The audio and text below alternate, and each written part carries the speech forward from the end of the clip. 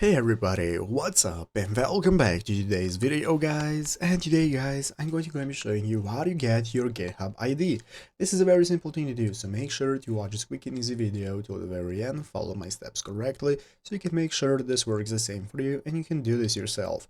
But yeah guys, let's get straight into it. So first things first, we're going to go ahead and be opening up the official GitHub website right here, github.com if you have not already. And after opening it up, you'll be greeted by the main page. So in the main page, what you want to do in the upper right corner, we're going to have the login button. So you want to log in if you haven't already. If you do not have an account, you can use the sign up button to create a new account. And once we have logged in, we'll be greeted by this home page right here guys, where we can take a look at our repositories right here. We have the homepage info where we can find all the info that we need regarding our GitHub and so on. And now we can get started. So basically guys, it's very easy to check our ID. What we want to do to know our ID is go right here into the upper right corner. In the upper right corner, you can click on your profile icon. This is going to open up a new drop down menu with all the settings that you can access. What we're looking for is this option right here that says settings. You want to open up settings.